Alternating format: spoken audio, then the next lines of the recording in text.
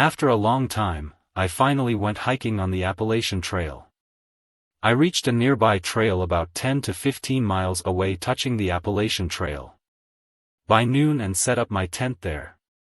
By evening, I was sitting outside the camp, enjoying a fire and a barbecue with some rabbits I'd hunted, along with marshmallows, beer, and coffee.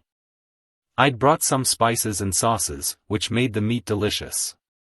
What I enjoyed most was toasting the marshmallows while I savored the scenery and the much-needed me time. I couldn't wait to see the starry night, but as I got full, the sun dipped below the horizon, and a wave of sleepiness hit me. So, I made my way back to my tent, the air cooling and evening shadows stretching across the trees. My two dogs, Duke and Sadie, trotted beside me, tongues lolling from the hike we'd taken earlier. It had been a peaceful day, the kind I'd dreamed about when planning this little escape from city life, just me, my dogs, and the sound of the forest. I don't remember exactly when I drifted off, but I woke up with a shock around midnight when Duke let out a low growl. I rushed outside and found him staring intently into the trees, his body tense, hackles raised. Sadie was beside him, but unlike her usual cautious self, she ran to hide behind me, ears flattened in fear. My heart began to race, and I tightened my grip on her, soothing her as I peered into the darkness to see what had set them off. At first, I saw nothing, but then I heard a slight rustling in the trees. There, partially obscured by a trunk, stood a figure, a man in ragged clothing, his face mostly hidden under a worn hood. I couldn't make out much, only the dirty edges of his clothes and his eyes, dark and intense, staring straight at me. A jolt of alarm shot through me. There wasn't supposed to be anyone else out here, I had chosen this spot for its isolation. "Hello?" I called out, trying to keep my voice steady, not letting on my fear. The man didn't respond or move, he just kept watching. Duke, sensing my tension, started growling more loudly. I instinctively tightened my grip on his leash. "Can I help you?" I asked, forcing myself to stay calm. Still no answer. But then, almost imperceptibly, the man took a step back, further obscuring himself in the trees. I felt a strange mix of relief and unease. He wasn't coming closer, but he wasn't leaving either, just lingering. "Come on," I muttered, tugging at the leashes and turning back toward the tent, my heart pounding. I had a prickling sensation on the back of my neck, like his eyes were still on me. I glanced over my shoulder, but he was gone. Back at the tent, I tried to shake off the encounter. Maybe he was just a strange hiker or a wanderer. But no matter how I rationalized it, I couldn't shake the unease. Duke and Sadie remained restless, their eyes darting around the edges of our campsite, ears perked at every sound. To calm myself, I made coffee and toasted more marshmallows, but my nerves stayed on edge. I even tried reading by the campfire's light, but I couldn't focus. My gaze kept flicking to the tree line, half expecting to see that figure standing there, watching. I went back inside the tent with the dogs, hoping to feel safer there. Still, sleep wouldn't come. Every little sound from outside felt amplified, each twig snap or leaf rustle making my heart race. I must have dozed off eventually, but I woke up multiple times whenever I heard a noise. One sound, however, jolted me fully awake. Slow, deliberate footsteps crunched through the leaves just outside my tent.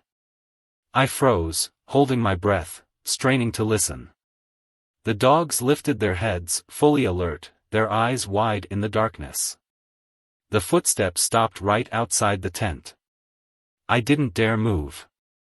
Then, I heard faint rustling, almost as if someone were feeling along the outside of the tent, brushing against the fabric.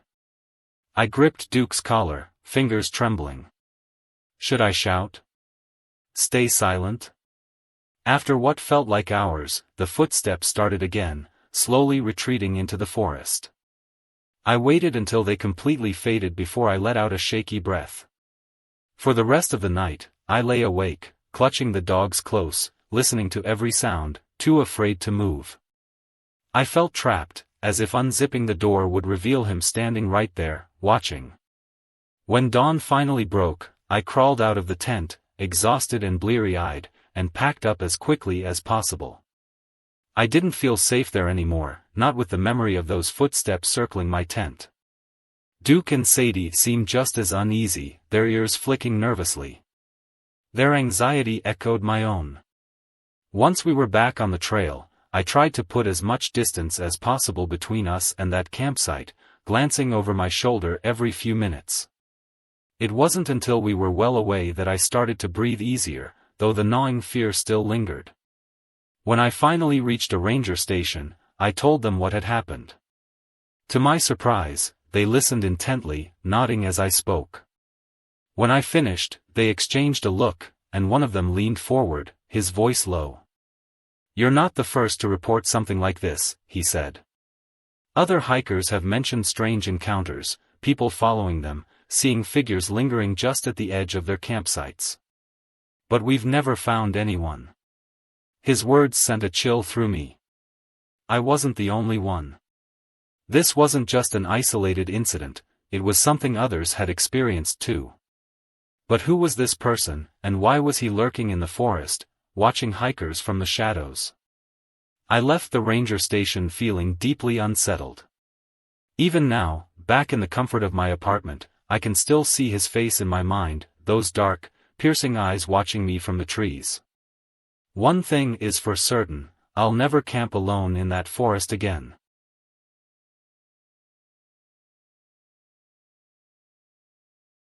This story happened to me about 5 years ago. That day, my husband and I were on a camping trip down by the lake on the Appalachian Trail. After months, we finally had a chance to spend some time together. That weekend, we came here to leave every worry and tension behind, if only for a while. We left for our dream camping trip on Saturday morning.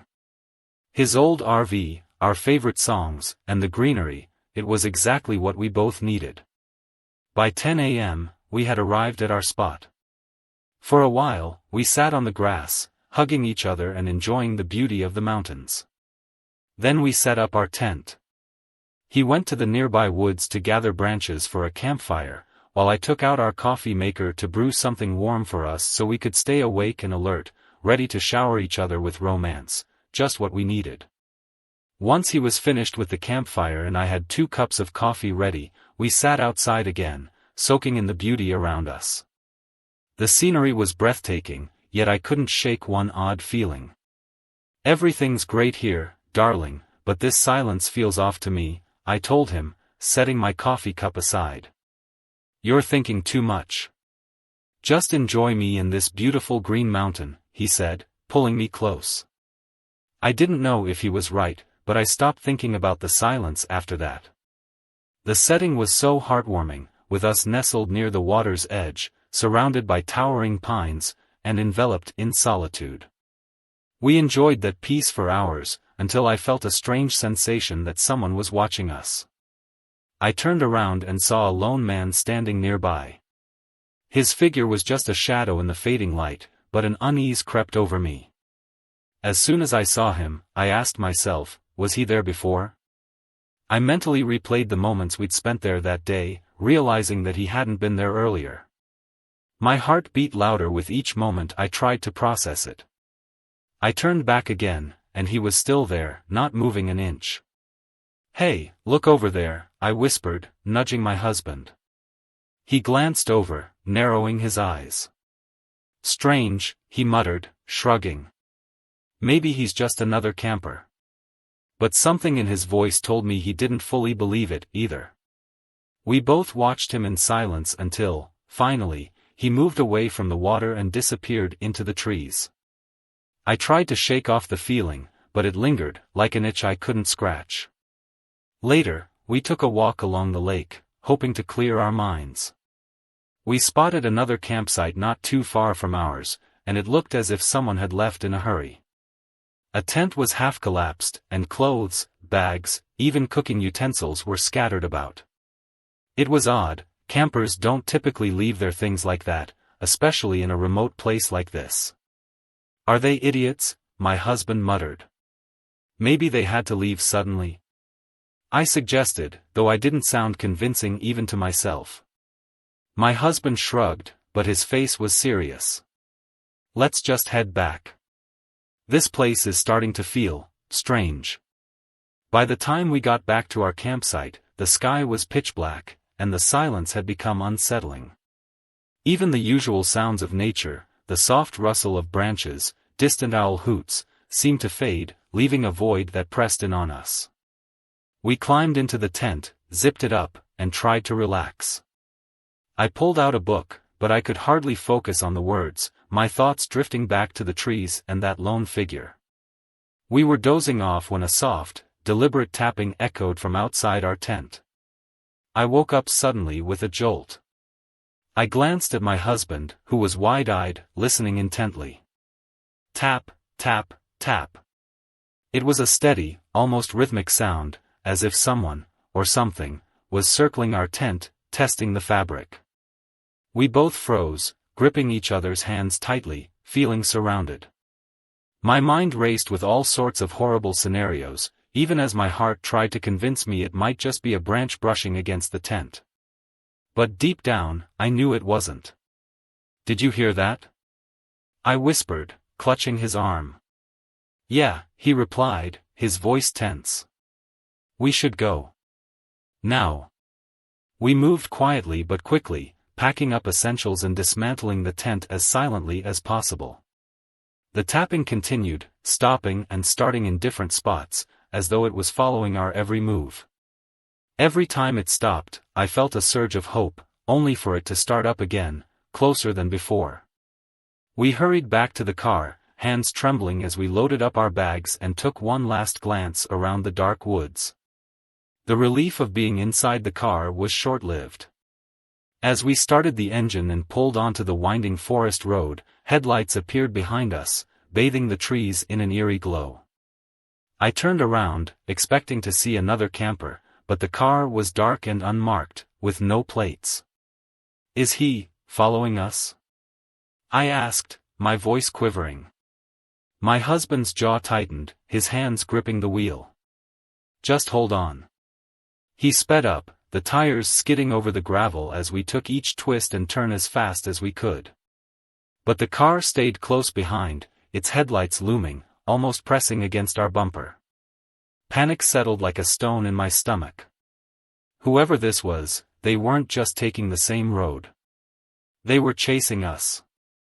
As we rounded a particularly sharp bend, my husband made a quick decision, veering off onto a narrow side road barely visible through the trees. We slowed down, killed the headlights, and coasted along in silence. I held my breath, waiting, praying that they wouldn't see us. The dark car roared past, its lights disappearing into the distance, oblivious to our turnoff. We sat in the darkness for a moment, listening to the ticking of the engine and the rapid thud of our heartbeats. I exhaled, realizing I'd been holding my breath the entire time. Do you think they're gone?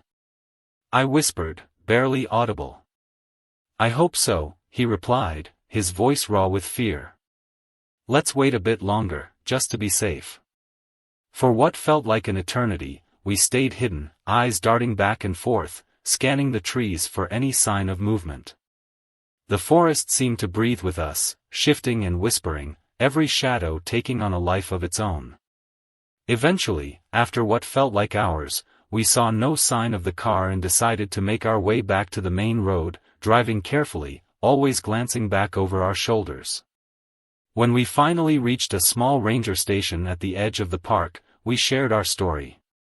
The rangers listened intently, their expressions darkening as we described the stranger by the lake, the deserted campsite, the tapping, and the car chase. We've had other reports like this, one of the rangers said, leaning forward, his voice barely above a whisper. Campers have mentioned strange figures and cars following them, especially near that area. We've sent people to investigate, but so far, nothing. The ranger's words sent a chill through me. We'd narrowly escaped something dangerous. As we finally made it back to the safety of our apartment, I could still feel the weight of those dark eyes watching us, lurking somewhere in the shadows of my mind. And I knew one thing for sure, would never set foot in those woods again.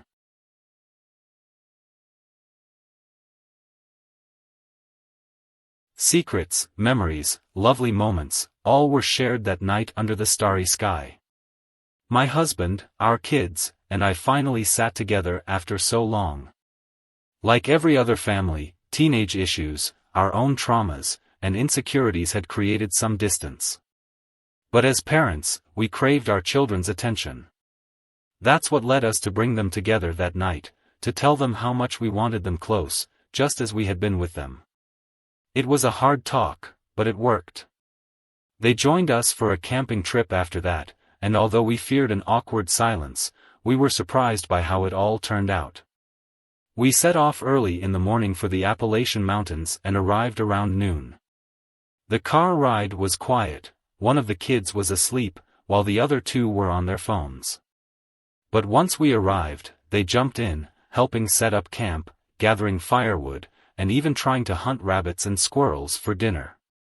By evening, we had a feast of steaks, roasted rabbit, and marshmallows. I'd brought some drinks and coffee, and my husband had brought his guitar. He and our son James played while Sophia, our eldest daughter, sang. I, the wannabe dancer, grooved a little since we were the only family there. As the sky darkened, we wrapped up our much-needed family jam session. We laughed together, and for the first time in a long time, everything felt complete. My husband stood up, clapped his hands, and said, "Pack up, guys." With his help, we managed to get everything packed up in half an hour and hit the road for home. As soon as our kids settled in, they drifted off to sleep, while my husband and I hugged, feeling grateful we'd managed to reconnect. He started the car, and as we drove, we talked about our favorite moments from the trip. All was peaceful until, rounding a curve on the dark road, we noticed the gas gauge hovering near empty. "I thought you filled it up before we left," I whispered, trying to hide the unease in my voice. "I did," he replied, his voice low. But there it was, the needle falling closer to empty, and with no gas stations around, we knew we were in trouble. We kept our voices down, not wanting to wake the kids, and found a safe place to pull over after a few more miles. My husband parked in a small clearing just off the road. We decided to stay put until morning, figuring it was safer than hiking for help in the dark. We managed to send a quick message to a friend, hoping they might send help, then settled in to wait. The silence was thick, broken only by the occasional rustling leaves and the car creaking as it settled into the dirt. We were beginning to doze off, leaning back in our seats, when something odd happened. A figure emerged from the shadows beyond the clearing, a tall, gaunt man with a hood pulled low over his face, illuminated only by the faint moonlight. Who is that?" I whispered, clutching my husband's arm. He straightened, his eyes narrowing. The man started to approach the car. My husband rolled down the window just a crack, and the stranger stepped closer, his face barely visible, a rough, unshaven look, with eyes that were cold and dark. "Need some help?" the man asked, his voice low and unsettling. "We're fine, thanks," my husband replied, polite but firm. "Just waiting for someone." The man gave a slow, unsettling smile that didn't reach his eyes. "No one's gonna come out here at this hour," he said, muttering something under his breath as his gaze drifted to the kid sleeping in the back. He lingered a moment too long before finally stepping back into the darkness. As he disappeared, we exhaled together, though the chill lingered. Hours crawled by in silence, only broken by the occasional stirring from our kids. Just as I thought I could relax, a sound sent a shiver down my spine, a faint tapping on the rear window. I froze, hoping it was my imagination. But then, tap, tap, tap, it came again, slow and deliberate. My husband and I exchanged terrified looks, and he grabbed his phone, dialing the police. We clutched each other's hands, breathing shallowly, straining to listen for any sounds outside. The dispatcher's voice crackled through, promising someone would be sent our way, though her tone hinted it might take a while. The tapping resumed, now at the side window, followed by a whisper that froze me in place. "Are you scared yet?" it taunted, barely audible. My heart raced, and a sense of helplessness flooded me. We had no choice but to stay put, hoping the kids would stay asleep, blissfully unaware of the danger outside. Finally, after what felt like an eternity, the tapping stopped. Silence returned, thicker than ever. I let out a shaky breath, but just as I began to feel some relief, a scratching sound came from the driver's side door. A slip of paper was shoved through the crack in the window, falling into my husband's lap. He unfolded it, and I leaned over to read. Scrawled in jagged letters, it said, "I will see you." That was it. We decided we couldn't wait for help any longer. We woke the kids as gently as possible, explaining that we needed to leave. With what little gas we had, we hoped to make it to the next town or find someone on the road who could help. As we drove off, I kept glancing out the back window, almost expecting to see the man watching us. But the night was empty. Eventually, distant lights appeared, and we reached a gas station at the edge of a small town. We decided to stay there until daylight. In the morning, we reported the incident to the local police, recounting the man's strange behavior and the threatening note. The officer listened, disinterested, sipping a cup of tea.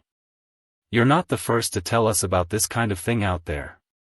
But we haven't found anything," he said, brushing us off. "Just be sure to leave early." My husband and I looked at each other, and without a word, we decided to leave Texas that day. But as we drove away, I felt a lingering chill, even as the open road stretched before us. By the time we crossed the Texas border, we were all doing our best to move on. Yet, the man's face and his chilling message haunted me. "I will see you." It's a memory that reminds me the peace of nature can hide something far more sinister. And while we love camping, that night taught me some places, and some people, are best left in the rearview mirror.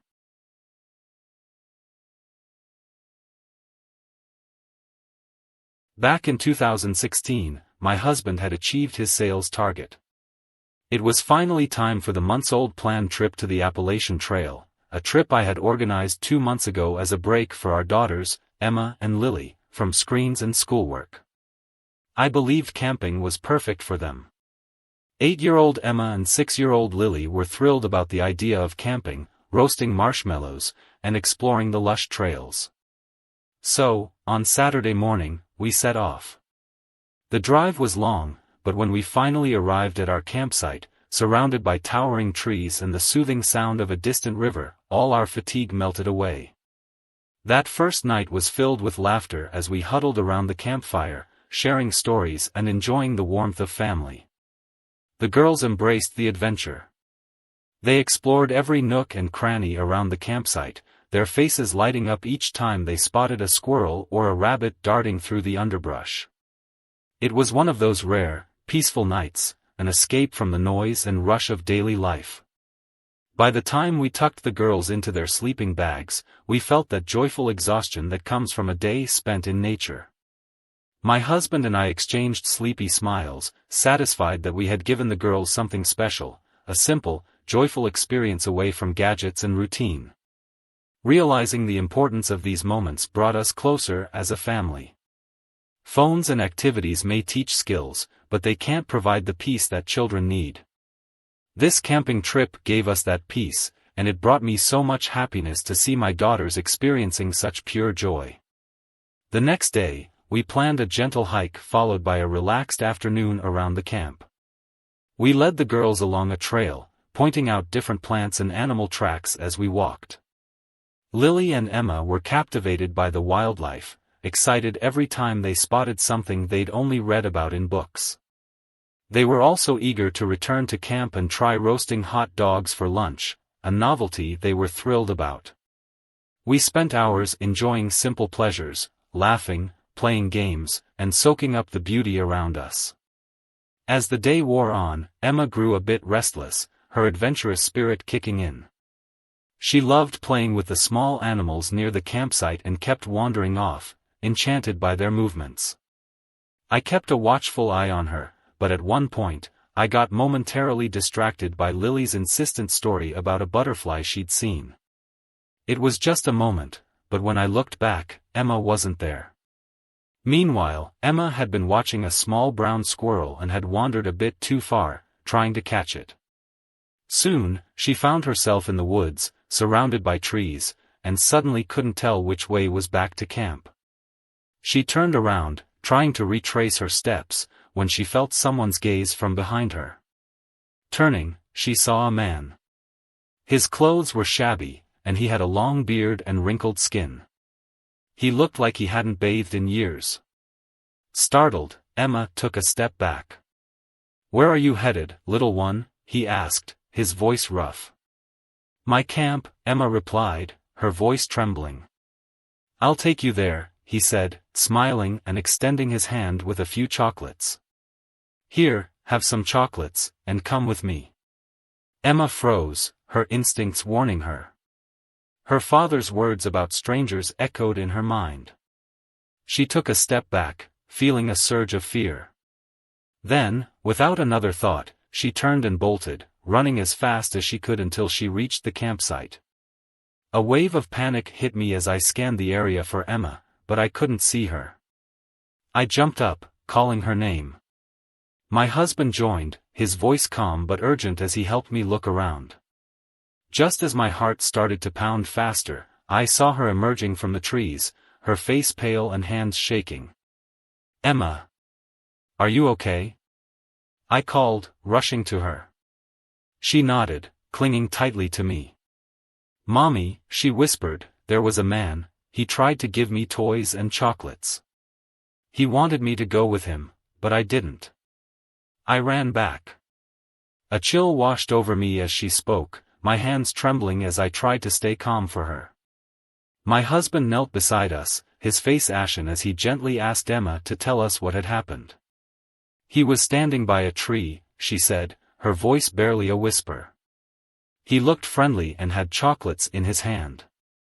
He kept saying it was okay to come with him, that he'd take me back to camp." She looked up at us, wide-eyed with fear and confusion. But I didn't go. I felt something was wrong. Relief and pride surged within me, mixed with a deep sense of dread. My husband held her close, whispering reassurances as I pulled out my phone and called the police, explaining the situation in detail. They assured us they would send someone to patrol the area, but I couldn't shake a gnawing fear. We were in a remote part of the forest, and help could take time. We huddled together, the joy of the day replaced by tense silence. My husband and I took turns watching the edge of the campsite, on alert for any signs of movement. Every little sound made me jump, and I could tell my husband felt the same. I couldn't stop imagining the worst, wondering who that man was and why he was so close to our camp. After hours of waiting, a police officer finally arrived. He listened attentively as Emma recounted her story, describing the man's appearance as best as she could remember. The officer made notes and assured us they would keep an eye out and increase patrols, though he gently reminded us that no one matching her description had been seen. As night fell, we had no choice but to stay at the campsite. Every sound now felt ominous, and it was hard to relax. We kept the girls close, trying to appear calm, but the tension lingered. That night, I lay awake, watching shadows dance against the tent walls, my heart racing at each rustle of the wind. Emma's words echoed in my mind, he wanted me to go with him, but I didn't. Relief mixed with a deep, unsettling fear at how close we had come to a potential tragedy. The following morning, we decided to cut our trip short. The forest had lost its charm, replaced by a sense of danger we couldn't shake. As we drove away, I glanced back at the trees, feeling a mixture of gratitude and sadness. Gratitude for Emma's wisdom, but sorrow for the innocence lost in that encounter. On the way home, we talked with the girls about safety, reinforcing the importance of caution around strangers. It was a tough conversation, but one I hoped would stay with them as a lesson learned. Back to home, making sure the doors were locked, holding my daughters a little closer. The wilderness is beautiful, full of wonder and adventure, but that trip to the Appalachian Mountains reminded me that even in serene places, dangers can lurk. And as a mother, I realized there's only so much I can protect my children from. The rest, I can only hope they face with the same courage Emma showed that day.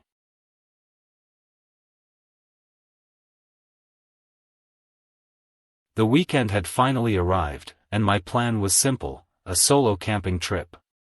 Between college assignments and my part-time factory job, I'd been feeling completely stressed out.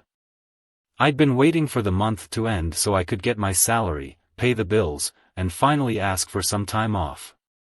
Fortunately, my request for a Saturday leave was approved. The night I got the approval, I went home, packed my bags, and went to bed early. The next day, I drove my old car out to my favorite camping spot, a few miles into the Appalachian Trail. It was a small campsite, far enough from any main trail to feel secluded. There was something enchanting about that part of the forest, a dense, towering area with tall pines that made you feel comfortable. The first day went smoothly. I set up camp, hiked a few familiar trails, and spent the evening by the fire with a book, watching the embers flicker against the twilight. Under the canopy of stars that night, I fell asleep in my tent, feeling a rare sense of peace. But that peace shattered the next day. It was Sunday, and the day started well. I had hot dogs with coffee for breakfast. Then I decided to walk a new trail I hadn't explored before, feeling that thrill that comes with unfamiliar terrain. As I was walking, I noticed a man approaching from up the trail. He looked like an average hiker, maybe in his mid-40s, wearing a worn-out hiking jacket and carrying a small backpack.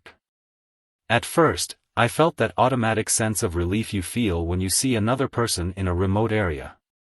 We exchanged a nod and a brief hello as we passed, but to my surprise, he stopped and struck up a conversation. "Nice day for a hike, huh?" he said, smiling, his voice carrying a slight twang. I nodded, glancing ahead before looking back at him. "I come here regularly, every month or so, for about 10 years now," he said, sharing how familiar he was with the area. "Back when this trail wasn't so popular, only a few friends and I knew about it," he continued, chatting about his favorite spots and how he knew this forest like the back of his hand. The conversation drifted from one topic to another as we walked side by side, and before I knew it, we'd gone a fair distance off my planned trail. I was starting to feel a little uneasy, but I kept telling myself it was just nerves. He seemed harmless enough, just a fellow hiker eager for some company. Then, his stories took a darker turn. He started talking about his past. "My teens were the worst. I got into drugs. I wasn't as calm as I am now, always looking for a way to numb myself." I began to feel uneasy, but he continued, seemingly oblivious to my discomfort. "It all stopped when I became the reason for someone's death." His tone grew unsettling, and his friendly, outdoorsy demeanor began to fade, replaced by something more unpredictable, as though a switch had flipped inside him. "Hey, you ever hear about the old cabin around here?" he asked abruptly, his gaze shifting from the trail to meet mine, his smile twisting into something unsettling. "Can't say I have," I replied, trying to keep my voice casual. I'd heard a couple of rumors about an abandoned cabin in the woods, but I hadn't thought much of them. "You're missing out," he said. "There's a place, people say it's been there for decades, hidden off the beaten path. Some even say it's haunted." He chuckled, a hollow, forced sound, then leaned closer, lowering his voice. "You know, it'd be cool to check it out. Real cool." A chill crept down my spine. This man I'd just met wanted me to follow him to a place I'd never been, deep in the forest, to a cabin no one else seemed to know about. The way he suggested it, the sudden shift in his tone, it set off alarm bells. I forced a polite smile, stammering, "Maybe another time. I should probably head back to my camp soon." He didn't take the hint. "Come on," he said, his voice growing more insistent. "It's not far. You'll get a real kick out of it, trust me." His friendly demeanor was slipping, replaced with something more intense, even aggressive. He took a step closer, his gaze fixed on me in a way that made every instinct scream to leave. I took a step back, trying to keep my tone light but firm. Really, I should go. Got a few things to take care of back at camp. Ah, come on, he said, his face darkening, his voice dropping to a low growl. You're not scared, are you? His tone was meant as a challenge, but all it did was confirm my fear.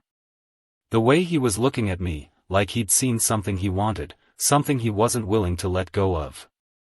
I didn't respond, not wanting to give him a reason to escalate. Instead, I took a slow, measured step backward, then another, careful not to turn my back on him. His eyes tracked my movements, his expression unreadable. Fine, he muttered, but his voice was laced with something dangerous. Suit yourself. Without another word, I turned and walked away, forcing myself to stay calm even as every instinct screamed at me to run.